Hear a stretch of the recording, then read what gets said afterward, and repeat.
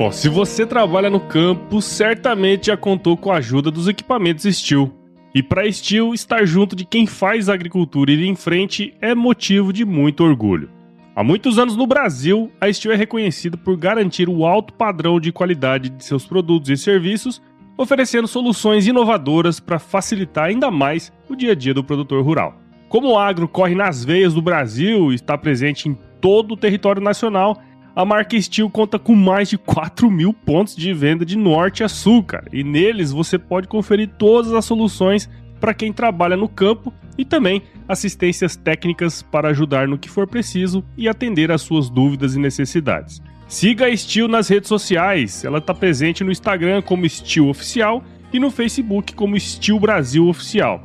Steel, se escreve com S-T-I-H-L. Ou entre no site www.steel.com.br e saiba como as soluções Steel podem ajudar você no dia a dia. Steel, junto de quem faz o agro.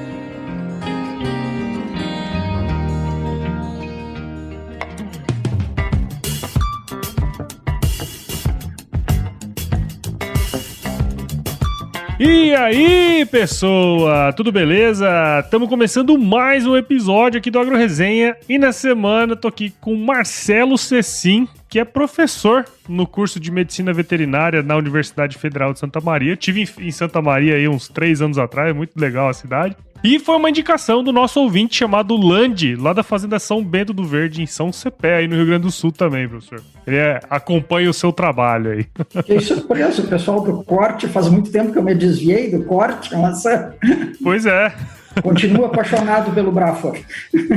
O professor Marcelo é médico veterinário pela UFSM, né? Possui mestrado em produção animal com ênfase em etologia lá pela Escola de Agricultura da Southern Illinois University.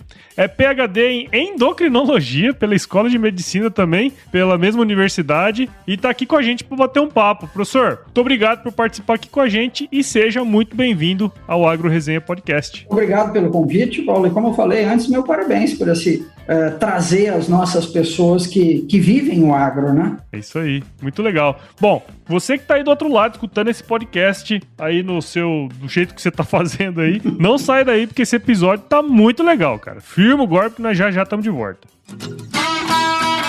Você ouve agora Agro Resenha Podcast.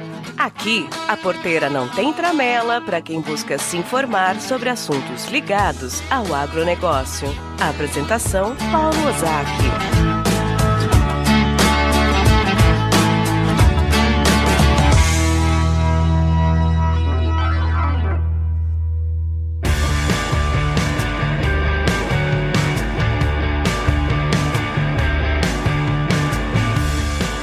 Bom, tô aqui de volta com o professor Marcelo. E, professor, pra gente começar essa resenha aqui, né, eu acho que seria muito legal se o senhor pudesse contar um pouquinho aí da sua história pra gente. Bem, a minha história ela é um tanto quanto comprida, claro, o cabelo branco diz isso, né? E bastante variada, né? Eu sou uma pessoa que tive uma criação essencialmente urbana, né? Tinha contato com o meio rural, eventualmente, e sempre fui apaixonado por cães, desde que me entendo por gente, sou adestrador de cachorro, e exatamente por isso eu optei por fazer veterinária, né? E aí, logo que entrei na faculdade, já nos primeiros meses de aula, fazendo estágio, eu me frustrei, eu diria que foi a primeira frustração profissional que eu tive, não era nada daquilo que eu esperava ou queria, e justamente por essa frustração eu passei a me dedicar a trabalhar a conhecer um pouquinho da área de bovinos, que eu tinha contato, né, por questão de família, mas era muito pouco, e me apaixonei pelo negócio, já naquele ano mesmo. Eu prestei um segundo vestibular para zootecnia, e na época era possível tocar os 2 cursos numa escola federal, hoje não é mais. Então eu cursei veterinária e zootecnia aqui em Santa Maria. Legal. Quando chegou na época de me formar, eu não havia terminado os créditos da zootecnia, ainda surgiu a oportunidade de eu ir para os Estados Unidos passar um tempo, né? Seguiam 3 meses inicialmente, né? E a ideia era aprender alguma coisa sobre confinamento, né? Lembra que nós estávamos na primeira metade, ou no meio da década de 80, não existia ainda grão sobrando para se terminar boi de corte dessa forma, soja era incipiente, eu estava iniciando, e as pastagens que nós tínhamos, elas funcionavam muito como um hospital, né? Os animais ainda eram massivamente terminados a campo, o confinamento era uma coisa nova, então, e eu fui para lá para passar esse período e voltar e trabalhar com isso.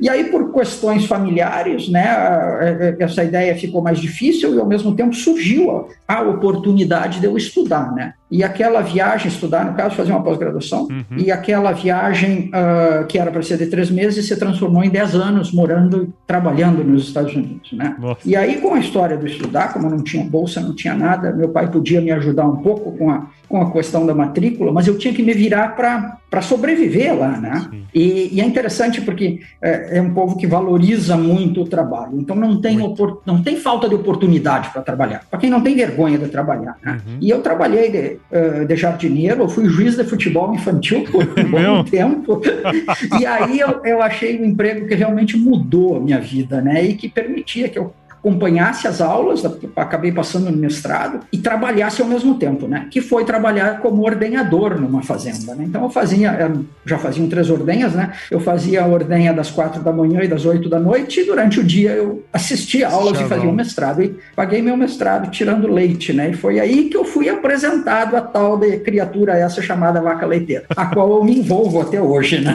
Sim, cara. E é interessante, né, esse negócio que o senhor comentou, que eu percebi muito isso quando eu fui lá também, sabe? Eu não morei lá nem nada, eu fui numa viagem muito curta, mas tenho amigos que moram lá e falam justamente isso, né? É um povo que valoriza o trabalho. Quer dizer, se você não tem preguiça, cara, as oportunidades vão tá pra você, né? E recentemente eu conversei com outro professor de outra área e ele falou a mesma coisa. Eu falei assim, cara, eu só tinha 2 opções lá. Ou eu ficava ali na maciota, né? Fazendo nada, né? Como muita gente vai e não faz nada. Ou ia trabalhar pra caramba. E eu acho que quando escolhe esse caminho, não tem como não dar certo, né, professor?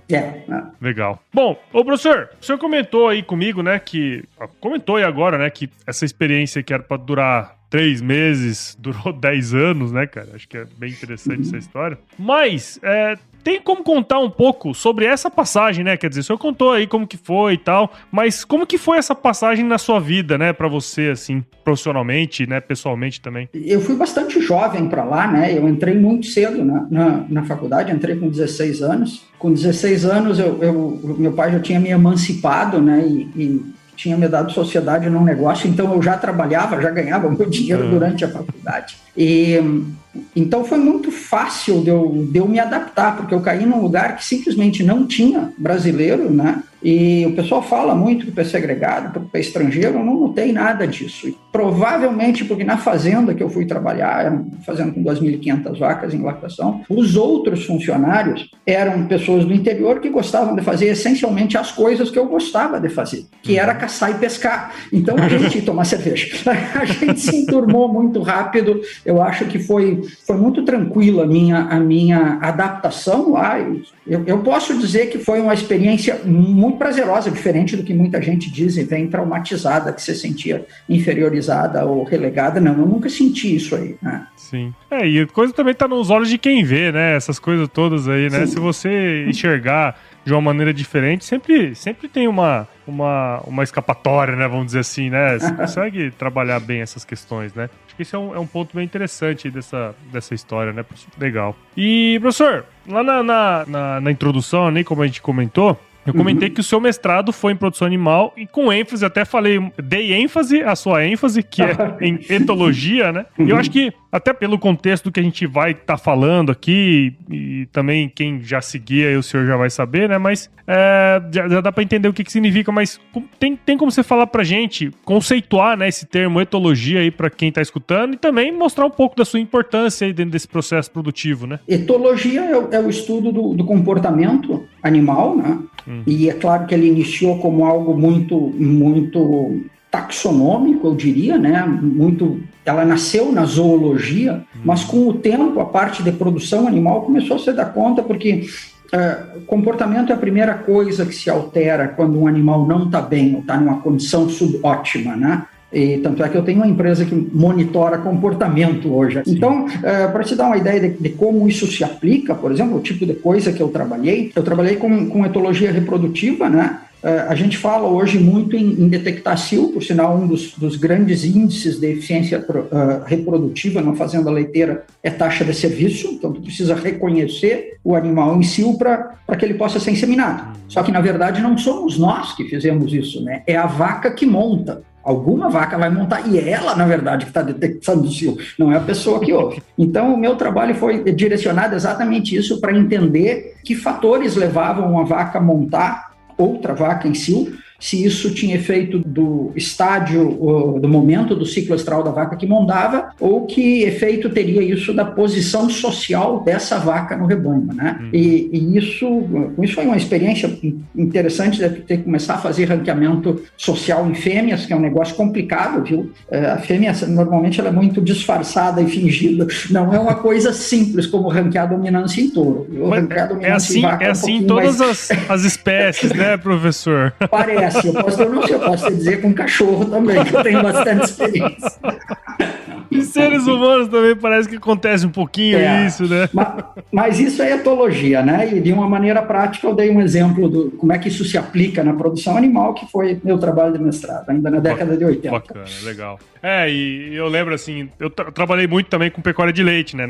Eu me formei em agronomia lá na escola, na Exalc, né? E lá tem a fazenda de leite, né? Que fica na fazenda mesmo. Então eu trabalhava lá junto com o pessoal. E por mais que eu viesse de uma família que trabalhasse com pecuária de leite, pecuária de corte também, a gente não sabe quando a gente chega na faculdade gurizote de todos os aspectos técnicos, né, cara? E eu lembro que eu fui fazer um curso de inseminação artificial e a gente já fazia todo esse processo ali, né? Mas eu não podia fazer a inseminação porque não tinha o curso. E a hora que a gente começa a entender todo esse universo, né, olhar, a gente ia cedinho, observar cio nas vacas e tal, e reservava a vaca para inseminar à tarde e tudo mais. É um processo interessante, porque você vai entendendo um pouco mais, vai pegando essa sensibilidade para entender também, né, a linguagem delas, né? Exato. Legal, cara. E professor, nesses 10 anos aí que o senhor ficou lá na terra do tio Sam, né? O senhor voltou pra cá, acho que foi na década de 90, pelo que o senhor comentou comigo previamente, meio né? dos anos 90. Isso. E aí o senhor se tornou professor aí da Federal de Santa Maria, né? Onde o senhor tá até hoje. E nesse meio tempo, acho que até o senhor deu uma adiantada aí na pergunta anterior, que é o seguinte, vocês desenvolveram esse projeto, né, de uma empresa júnior, e da onde saiu uma ideia de negócio envolvendo tecnologia e comportamento animal, né? São dois projetos diferentes, né? Ah, tá. E essa, de certa forma, foi, vamos dizer, a minha terceira frustração. Eu não te contei a segunda, né? Tu mencionaste que eu fiz doutorado na medicina. Deixa eu te contar como é que aconteceu. Sim, eu acho que é importante, isso é bem interessante. A fazenda que eu trabalhava, ela estava sediando um dos testes finais de campo de um medicamento que estava para ser lançado, era um segredo industrial muito grande. Na verdade, o princípio ativo em si, que é o hormônio do crescimento bovino, BST, não era o segredo era o veículo, né? Um veículo que permitisse que um hormônio que tem uma meia-vida natural de 23 minutos permanecesse ou fizesse efeito no animal por 15 dias. Então era isso que estava sendo testado e eu me interessei muito, me apaixonei por aquela molécula e descobri que na universidade que eu estava, na escola de medicina, e eu já estava me direcionando para o doutorado em comportamento também, né? Ia para a Califórnia. Existia uma linha de pesquisa que trabalhava com tumor de mama e tumor de próstata, e eles tinham desenvolvido uma tecnologia para produzir um camundongo com hormônio transgênico para hormônio do crescimento humano, para estudar essas coisas. Eu fui conhecer já que eles estavam trabalhando com hormônio de crescimento, me apresentei, passei a conversar com o chefe do laboratório e contei da minha história e ele disse, olha, nós temos o gene construct, que é a sequência gênica mais o promotor do hormônio do crescimento bovino. Quem sabe tu não quer trabalhar com isso e tu produz um animal para estudar a reprodução. E aí eu acabei ficando, sabe? Acabei trabalhando, produzindo um camundongo que produzia transgênico para o hormônio do crescimento bovino e direcionei o meu todo o meu doutorado para essa molécula. Aí, ó, a molécula que eu sou apaixonado até hoje. Durante esse processo, na escola de medicina, um dos professores ele precisou tirar uma licença para tratamento de saúde. Nessa época eu já estava há um bom tempo lá, já era residente nos Estados Unidos, já tinha o green card. E ele me convidou que eu substituísse ele por esse período de saúde, né? Que ele ia fazer quimioterapia. E aí eu passei a dar aula, a endocrinologia básica e fisiologia, eram coisas que a gente fazia todo dia, então não foi muito interessante, porque eu estava bem no finzinho do doutorado. Nessa época eu já tinha bolsa, não precisava mais tirar leite, né? Então, a vida tinha melhorado. E aí ele ficou bastante debilitado com o tratamento e a docência, que era para ser de 6 meses, ficou em 3 anos, né? E estava tudo alinhado para eu ficar lá, né? Era bem-vindo em continuar, mas a minha grande frustração foi que durante esse período, principalmente no último ano e meio, eu me afastei completamente dos experimentos na fazenda, né? Eu passava dentro de um laboratório, então, e dando aula para pessoas que não davam a mínima para a vaca. Aquilo me incomodou muito e aí eu resolvi atirar tudo para cima e disse, eu vou me embora, eu quero ser veterinário, eu tenho saudade de cheiro de mangueira, eu tinha saudade de cheiro de bicheira, você pode acreditar em mim. E aí escrevi um projeto de pesquisa, na época existia uma subvenção grande do governo para trazer esse pessoal que estava no exterior de volta, né? Isso era em 95. Voltei para o Brasil, como todas as coisas burocráticas nossas, né? O projeto foi aprovado, equipamento demorou muito para vir, equipamento importado. E nesse tempo que eu estava aqui, eu mergulhei dentro da profissão, sendo veterinário, fazendo gestão de fazenda, fazendo gestão reprodutiva. Foi uma época muito, muito bacana da minha vida, que eu tinha gás para trabalhar 12, 14, 16 horas por dia. Sim. E achava isso ótimo, né? E aí, claro, com o tempo, surgiu a oportunidade de fazer um concurso e eu acabei ficando na universidade. Bem, trabalhei como pesquisador em endocrinologia metabólica há muito tempo, principalmente metabolismo mineral. Orientei bastante gente no doutorado, no mestrado. Só que, à medida que o nosso programa estava evoluindo aqui, Santa Maria já desde 2010 é conceito 7 na CAPES, na pós-graduação, então é o conceito mais alto do Brasil, tem poucas universidades nesse patamar. Havia em cima de nós uma exigência muito grande em termos do tipo de trabalho, produção que tu precisava produção com impacto internacional, e isso eu notava, eu gostava de fazer coisas aplicadas à nossa realidade, né? Nossa realidade. Eu trabalhei, por exemplo, com carências minerais ou metabolismo mineral na depressão central do Rio Grande do Sul. Então era algo muito regionalizado que dificilmente seria publicado numa revista estrangeira. Com isso eu me desiludi também, então foi a terceira frustração, né, com a parte acadêmica. E aí ingressei em 2 projetos, né? Um deles é a empresa Júnior, que tu falaste, a TechVet Júnior, onde eu comecei a treinar alunos da graduação para trabalhar de verdade no campo. Nossos clientes eram uma empresa de assessoria, essencialmente prefeituras e cooperativas, e durante esse processo surgiu um problema econômico do Rio Grande do Sul, isso aí já é um pouquinho mais recente, né, já é 2015, quando o salário dos servidores passaram a ser parcelados, né, pagos com atraso. E numa das nossas funções de fim de semana, de treinar cachorro, Santa Maria tem 5 canis oficiais, né, base aérea, exército, polícia militar e os canis penitenciários, né, da SUSEP. Um dos companheiros treinadores sinófilos, então, me disse, com essa restrição de dinheiro o Estado proibiu a compra de ração de cachorro para os cães, e nós temos que dar, a ordem é dar resto de comida dos presos. E a gente não quer dar porque tem medo que os presos vão envenenar os cachorros. Então nós estamos nos cotizando para comprar ração para os cães. E eles vieram me perguntar o que eu recomendava de ração.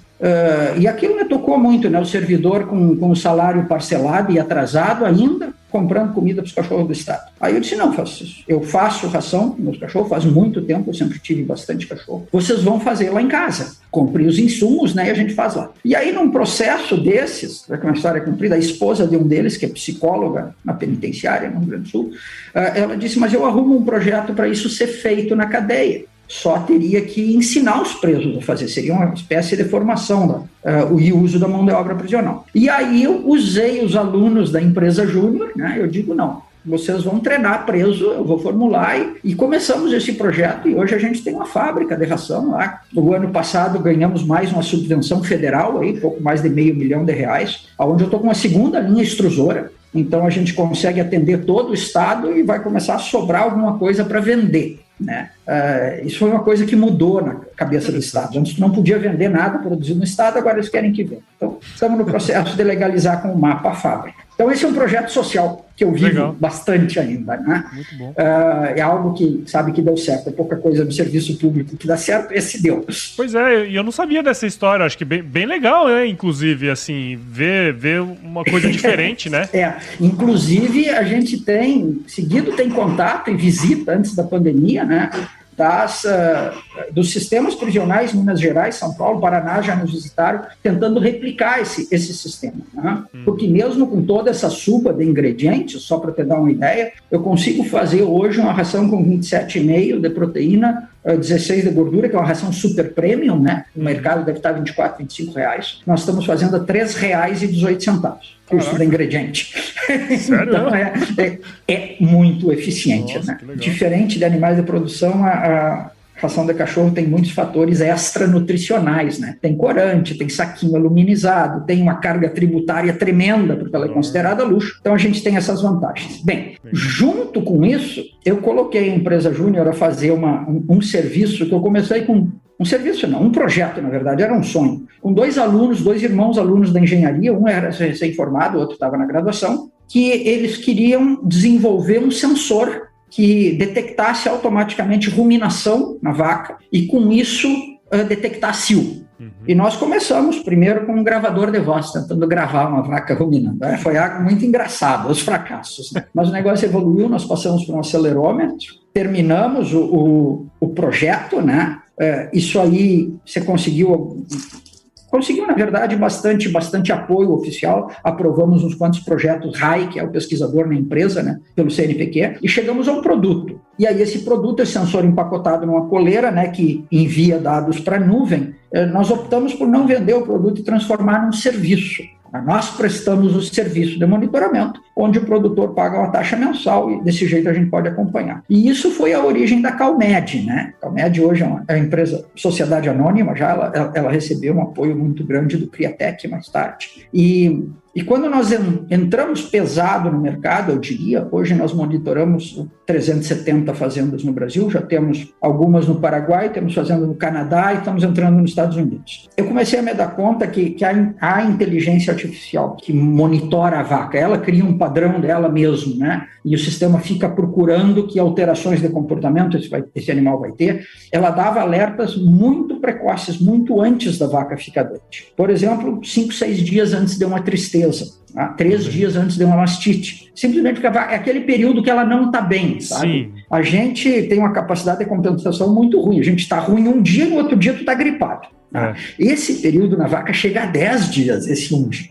Então, os produtores, e eu comecei a me dar conta disso, que era um serviço, os produtores viram o alerta, mas eles, inclusive, colegas, né, disse, professor, eu examinei a vaca não tem nada. E aí, nesse processo, de novo, mais uma frustração, eu digo, nós temos um negócio super sensível, mas as pessoas não conseguem usar a informação. E aí eu me dei conta que muitos parâmetros comportamentais, tipo expressão de dor, expressão de medo, score de rumen, score de higiene, score de abdômen, score de locomoção, até o próprio score de condição corporal mais básico de todas, as pessoas ou não conheciam ou usavam elas muito mal para a gente poder comparar o que estava acontecendo com esse animal, porque o sistema, tudo que ele te diz é que o animal está diferente, né? Tem que fazer alguma coisa com aquela informação. E disso surgiu Traduzindo Vacas, que é o que eu tenho me dedicado muito hoje, que é, vamos dizer assim, voltar para as minhas origens, de trabalhar com comportamento. Sim. Não, mas é legal. Eu já tinha ouvido falar bastante da Calmed. Na verdade, eu não sei, me indicaram outra pessoa antes, mas aí não deu certo de conversar, não sei. Acho que o Léo... Provavelmente o Léo. Sim, o Léo é o Léo já era formado, o irmão dele mais novo, o Thiago, estava na graduação quando começamos. Sim, meu sócio. Sim, não, eu já ouvi, por isso que eu tô falando, eu já tinha ouvido falar, falei, bom, e eu não sabia, na verdade, que o senhor... trabalhava junto, sabe? E aí foi uma Eles surpresa. são engenheiros, né? Eles faziam parte da eletrônica. O veterinário sou eu. Legal.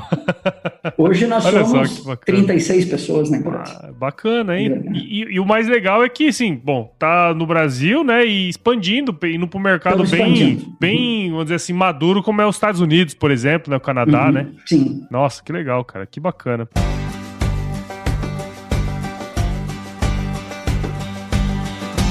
E aí, tá curtindo o bate-papo, cara? Espero que sim. Mas eu tô passando aqui pra te dar um recadinho, ó. A missão da Stoller é transformar conhecimento em inovação para a agricultura, gerando valor a todos os envolvidos. Por mais de 50 anos, ela transforma conhecimento em inovação no esforço de impulsionar as culturas a alcançarem seu máximo potencial genético e atingir altas produtividades. E quando se trata de conhecimento, você pode encontrar tudo sobre fisiologia, nutrição e biologia de plantas no podcast Campo On, produzido pela Stoller.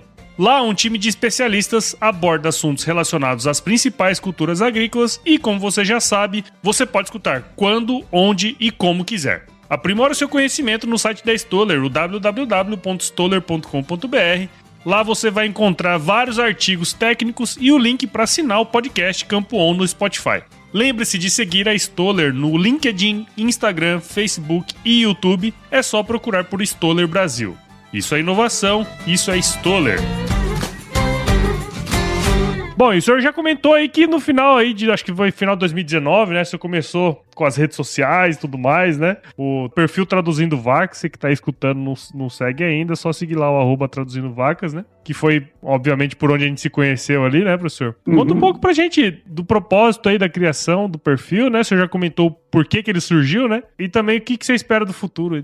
Então, eu sempre trabalhei com medicina de produção, monitoramento populacional, né? Então esse processo de tu acompanhar animais e reconhecer situações subótimas da produção, ou reconhecer que um animal não está bem antes de ficar doente, eu já fazia, né? A partir do momento que eu comecei a treinar os produtores, nossos clientes, para fazer isso, e alguns técnicos, alguns alunos que andavam comigo disseram: professor, vamos fazer um perfil, isso é muito legal, vamos começar a falar de comportamento e etc. E eles me botaram pilha para fazer isso. Porque eu preciso te confessar, Paulo, que de todas as postagens do Traduzindo, eu não fiz nenhuma, até porque eu não sei fazer. Eles que fazem para mim, eu só gravo. E eles continuam me dizendo: mas professor, é muito fácil. Eu digo: eu não quero aprender, porque aí eu vou gostar e vou ficar mexendo nessas coisas. Meu negócio é vaca, não é celular e computador.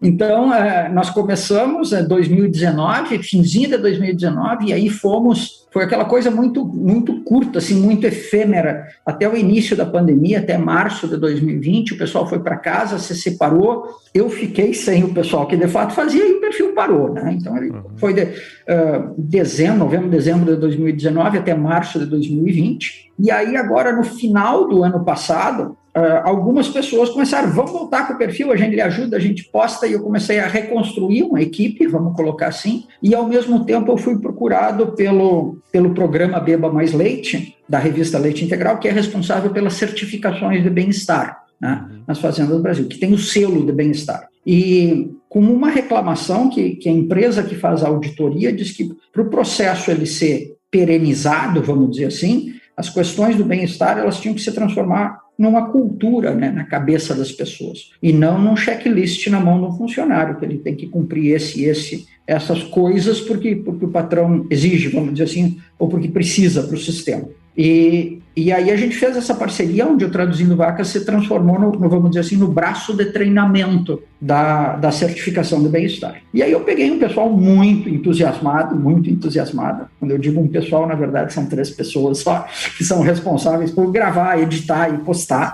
Tá? E são eles que fazem o Traduzindo andar. E aí a partir de janeiro desse ano a gente voltou com muita força, eu diria, né? Está tendo uma postagem bastante regular de material, tem tentado trazer coisas fáceis de entender, coisas para o produtor usar todo dia na fazenda e que melhoram a maneira com que a gente lida com os animais. Sim. Eu costumo dizer, Paulo, que eu tenho um novo sonho, né? Na verdade, eu sempre vivi correndo um sonho, eu sempre fui um cara muito entusiasmado, né? E o meu sonho hoje, eu quero ajudar a deixar um mundo melhor para as vacas. Só que eu só posso fazer isso ajudando as pessoas a entender um pouquinho mais elas, né? Claro. Em passar isso que eu aprendi, e a tecnologia, a inteligência artificial me ajudou muito em me dar certeza que aquilo que a gente estava vendo, e eu digo isso para as pessoas: olha, tu trabalha todo dia com um grupo de animais, se tu tiver a impressão que uma vaca está diferente, É verdade porque ela de fato deve estar, e eu tenho N exemplos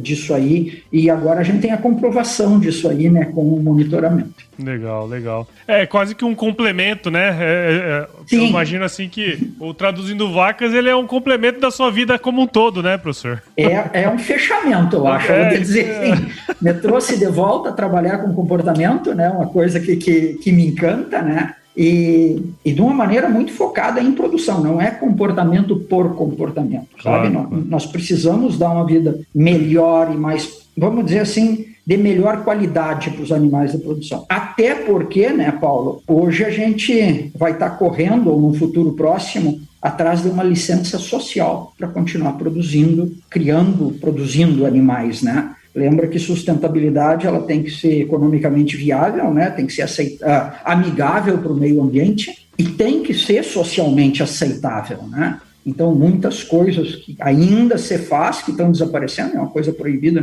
na nossa certificação, por exemplo, abate de macho recém-nascido no leite, a população não vai mais aceitar esse tipo de coisa, né? Então, nós precisamos ter maneiras de mudar o sistema, né? E isso aí é relativamente fácil, com semi-sexado, mas para que essas coisas não aconteçam e que, acima de tudo, a gente tenha um processo dentro da fazenda que seja aceitável ao consumidor. Porque hoje nós vivemos uma situação de fartura de alimentos, né? E de muita escolha de produto. Há 40 anos atrás, uma mãe ela não tinha muita opção de escolher para dar para um filho que não fosse um lácteo, né? Ia ser um refrigerante. Hoje não. Hoje existem muitas opções, então a gente tem sim que se preocupar com isso para preservar nosso consumidor. Claro, sem dúvida. E essa visão é muito importante, né? Quer dizer, vai ter essa já tem, né, um pouco hoje, né? E vai cada vez mais aumentar essa exigência, vamos dizer assim, né? Exato. De quem está consumindo os produtos aí. Muito legal, professor. Bom, bacana. Eu acho que assim, cara, eu queria muito trazer o senhor, né? Primeiro pela indicação, quer dizer, sempre quando vem indicado é uma coisa boa, né? E segundo, que a hora que eu comecei a consumir mesmo o conteúdo, eu falei, bom, acho que vai ser muito legal, né? A gente trocou ideia por telefone. E eu queria, basicamente, professor, te agradecer pela sua participação aqui no AgroResenha. Eu tenho absoluta certeza que quem escutou aí do outro lado esse episódio aí, o pessoal tá escutando andando de carro, andando de bicicleta, lavando louça, né? Tenho certeza que esse momento aqui passou com muita qualidade e certeza que tiraram muitos ensinamentos bacanas aí. Então, professor, muito obrigado e parabéns pelo seu trabalho aí. Eu que agradeço, Paulo. Prazer poder ajudar e ter passado um pouquinho dessa noção para o pessoal que o Brasil ele não precisa ser só um produtor de commodities. Nós temos plenas condições, pessoas, locais, para começar a produzir a inteligência do agro também. Sim. Para nós começarmos a gerar tecnologias aqui que vão ter que ser usadas lá fora, e não ao contrário. Exatamente. A gente viveu muitas décadas, talvez séculos, importando tecnologia de fora, né? Isso. E acho que agora talvez a gente esteja começando a entrar numa invertida aí, quer dizer, a gente começar a produzir tecnologia para fora também. Eu acho que esse é um ponto bem interessante também, né, professor? E nada mais justo, né? Se nós temos o maior rebanho bovino comercial do mundo, a tecnologia tem que sair daqui. Sim, sem dúvida. Muito bom. E, professor, para quem está escutando a gente agora aí, do outro lado, como que pode acompanhar o seu trabalho? Pessoal, siga o perfil Traduzindo Vacas no Instagram, Traduzindo Vacas Oficial no Face. Eu estou sempre aberto, sabe, a conversar com pessoas, a ajudar pessoas jovens, aberto a fazer lives.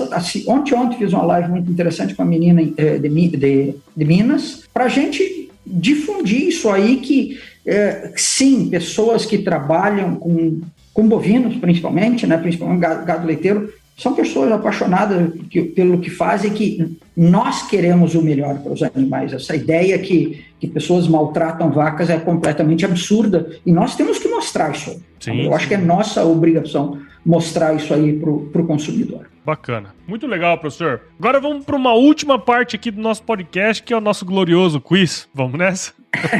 Vamos lá. Quiz.